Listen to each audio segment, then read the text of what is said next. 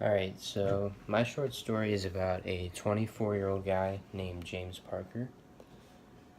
Parker is a tactical air control party specialist in the U.S. Air Force, and he's been enlisted for about 3 years. This short story is actually a flashback that will take place in my larger NaNoWriMo story, and I have a really developed concept for that project, but I wanted to use this as part of that so I had less to work on later. So this short story takes place in Kabul, Afghanistan in the year 2025. Parker is deployed with 4 Ranger squadrons and another TACP soldier, and they're tasked with finding and extracting Kabir al-Pirani, who is a high priority Taliban leader supposedly living in Kabul. Everything goes smoothly at first until an ambush puts the mission at risk. So I really liked writing this because I have an interest in joining the Air Force as a TACP, so I felt like I was knowledgeable to a degree about the topic. I finished it pretty early, and I had a lot of time to read over and edit the story.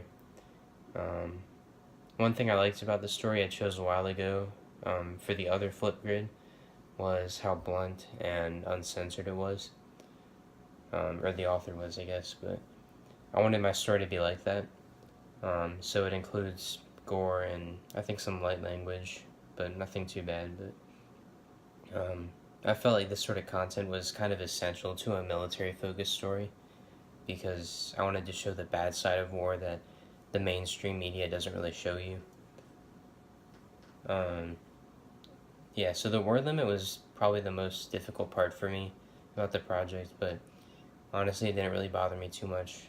And other than that, I didn't have any difficulties with writing the story.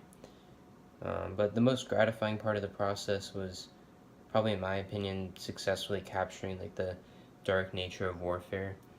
The story isn't like, it's not disgusting or disturbing or anything, but it's just kind of serious, and I think it successfully makes you feel emotionally attached to the characters. At least I hope so. But yeah, that's everything.